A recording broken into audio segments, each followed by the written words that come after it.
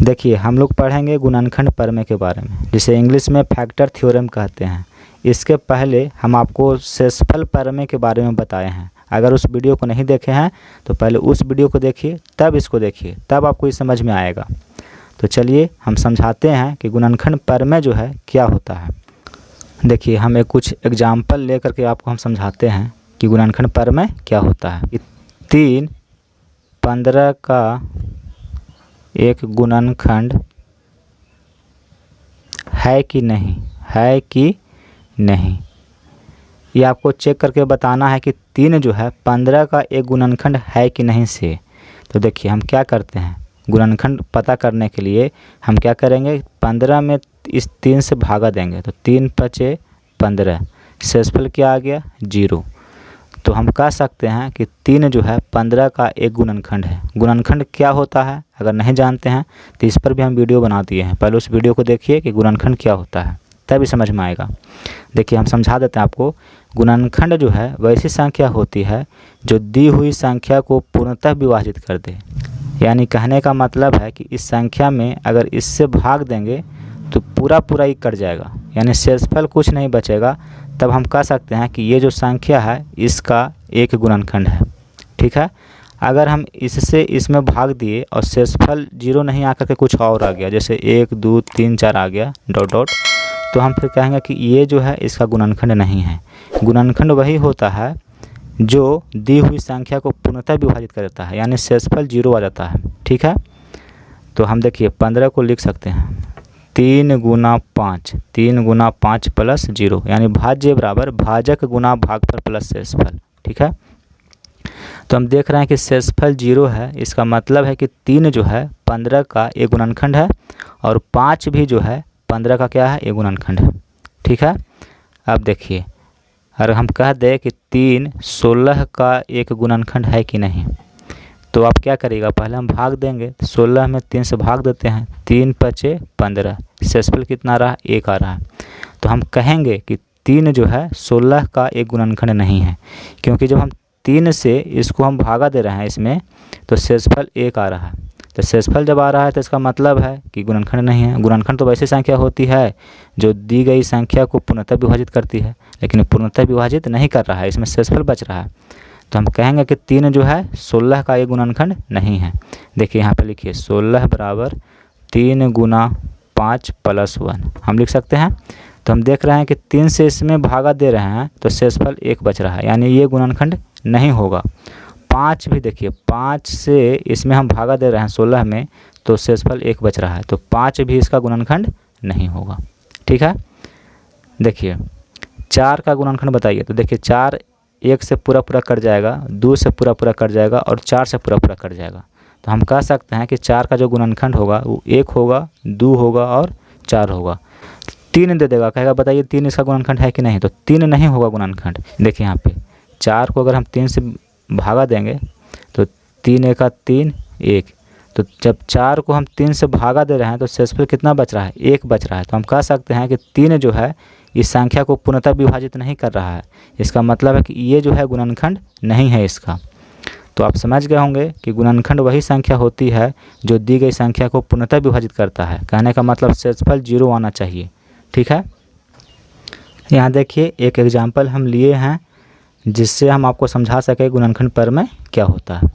देखिए x - 1 इस बहुपद का एक गुणनखंड है कि नहीं। ठीक है, इसको चेक करना है। तो आप क्या करिएगा, सबसे पहले x² प्लस x - 2, इसमें x - 1 से आप भाग दीजिएगा और चेक करिएगा कि इसका शेषफल 0 आता है कि नहीं। अगर 0 आ गया शेषफल तो ये जो है इसका गुणनखंड होगा, अगर शेषफल 0 नहीं आता है तो फिर ये गुणनखंड नहीं होगा। देखिए x यहाँ हो जाएगा x² minus x minus plus minus cut गया, ये 2x - 2 हो गया, प्लस 2 यानी 2x - 2 minus plus minus cut गया, प्लस माइनस कट गया, शेषफल क्या आ गया 0। तो हम कहेंगे कि ये जो है इसका एक गुणनखंड है।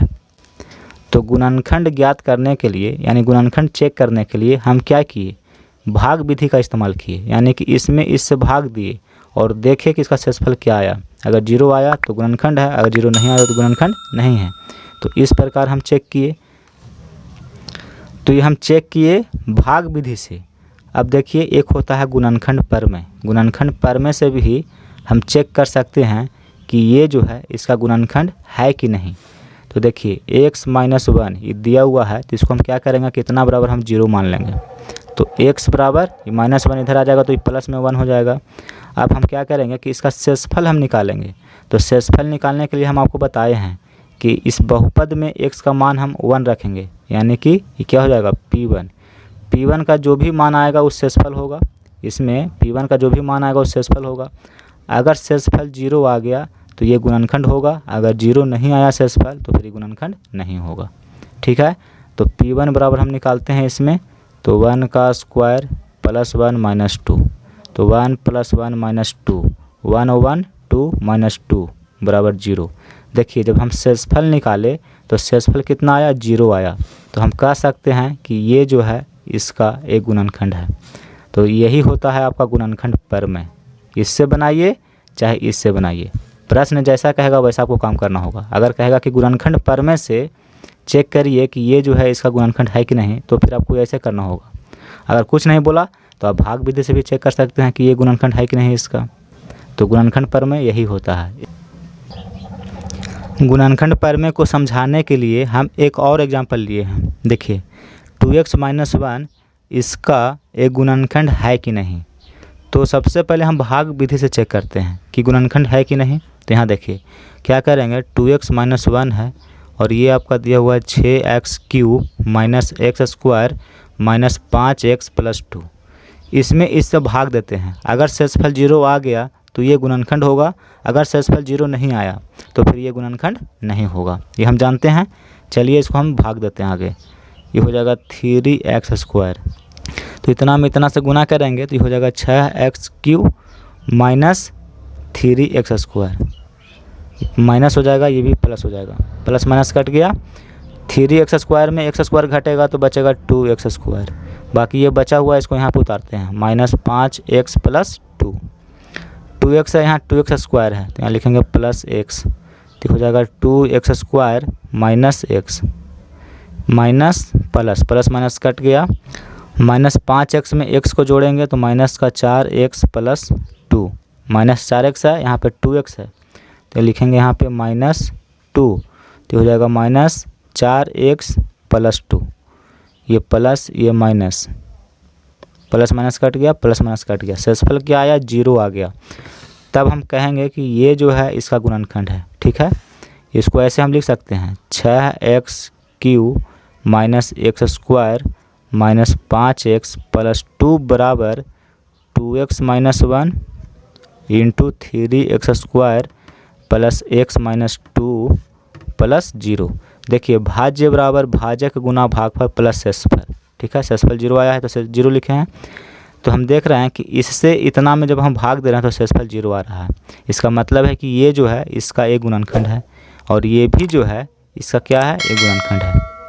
ठीक है तो गुणनखंड है कि नहीं ये चेक करने के लिए देखिए हम क्या किए, भाग विधि का इस्तेमाल किए। अगर आपको कह दे कि भाग विधि से पता नहीं लगाना है कि ये गुणनखंड है कि नहीं, कोई और विधि से आप बताइए कि ये इसका गुणनखंड है कि नहीं, तब आप क्या करिएगा, आपको भाग भी नहीं देना है और बताना है कि ये जो है इसका गुणनखंड है कि नहीं। तब उस कंडीशन में हम क्या करते हैं, गुणनखंड परमेय का इस्तेमाल करते हैं। देखिए गुणनखंड परमेय में क्या करना होता है, इसे देखिए ये 2x माइनस 1 है, 2x माइनस 1 ये गुणनखंड है कि नहीं से हमको चेक करना है। तो हम क्या करेंगे कि इतना बराबर 0 मान लेंगे, इससे हम x का मान निकालेंगे। यहाँ देखिए 2x बराबर माइनस 1 इधर आएगा तो प्लस 1 हो जाएगा, तो x बराबर कितना आ गया, 1/2। अब यहाँ देखिए px हम मान लेते हैं दिया हुआ है 6x³ minus x square minus 5x plus 2।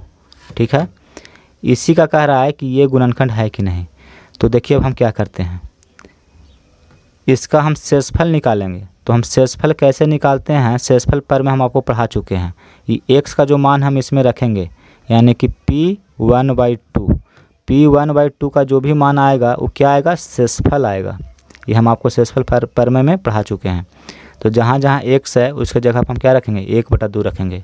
और देखिए ये तो शेषफल है, अगर शेषफल 0 आ जाता है तो ये जो है गुणनखंड होगा, अगर इसका मान 0 छोड़कर कुछ और आया, जैसे 1 आया, 2 आया, 3 आया, तो फिर ये गुणनखंड नहीं होगा।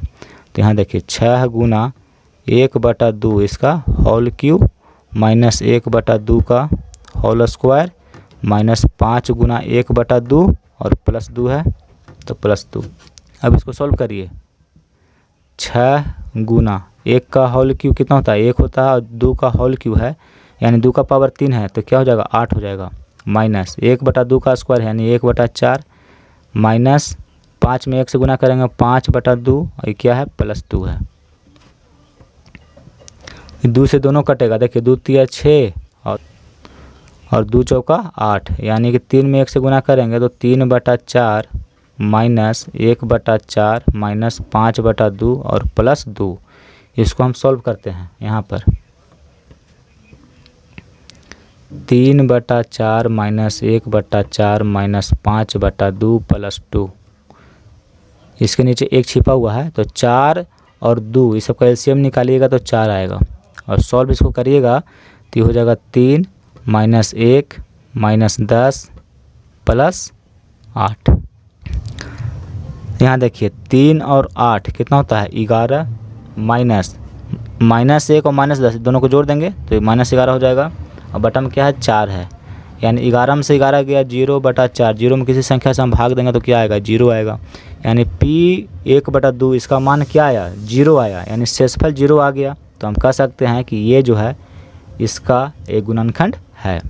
तो यही होता है आपका फैक्टर थ्योरम जिसको गुणनखंड प्रमेय कहते हैं।